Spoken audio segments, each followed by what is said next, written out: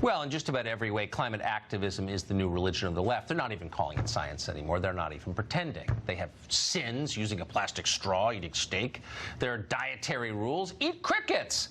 And what's a religion without strange vows? One environmental movement calling itself No Future, No Children is getting teenage climate activists to vow not to reproduce, because that's healthy. That's not weird or anything.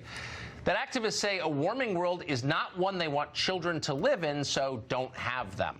Robbie Suave is the author of Panic Attack, Young Radicals in the Age of Trump, and he joins us tonight.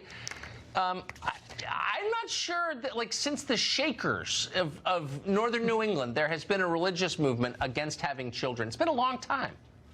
That's right. Actually, there is a history, even in environmental activism specifically, of catastrophizing the number of people on the planet. Right. If you went back to the late 1960s, there were people like Paul Ehrlich who were taken very seriously, by the scientific community, predictions that the world would be so crowded, we'd all starve, we'd run out of food. Within the decade, that's what Ehrlich predicted. Of course, none of that came true. We didn't implement any of the population controls those people wanted, and despite not doing that, we had more people, and we were able to feed more people than ever. We lifted 1 billion people out of poverty because, in fact, people are the solution, right? More people, a smarter society, we come up with ways to solve these problems. So that's kind of what's sad about this, cutting off the future generation. I had 4 of them myself, so I'm for people. I think children are the answer, actually, and I mean it. But I do think it's a little bit weird that the people who are telling us that you shouldn't have kids are also pushing for open borders, as, for example, Greenpeace is. So if population is the problem, why aren't they trying to limit ours?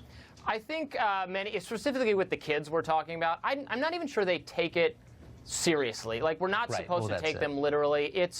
It's activism is a kind of social currency for them. It's cool. Right. It's fun to be woke. It's fun to start a hashtag and take Instagram photos of you being super sustainable. Do you know what I mean? It's a way of life for them that signals coolness. And I don't know how exactly to overcome that, but that's totally what we're dealing with. That's a really wise observation. You're younger than I am, so you have better perspective on it. But I would just say there is some percentage that's going to take it seriously, and it's going to make them neurotic and unhappy. Don't you think? Yeah, absolutely. And I mean, that's no way to live your life, right, is thinking that the world is about to end. People who have that mentality are not happy, well-adjusted people. But, of course, activists are always trying to convince you that they're trying to convince themselves that they're having panic attacks, their mental health is terrible, because that's how they prove they're so committed to the cause. And I think it's totally true. Anyone who describes himself as an activist should have no control over my life, because by definition they're neurotic and weird. Yes. I would argue. Robbie Suave, it's great to see you tonight. Thank you. My pleasure. Thank you.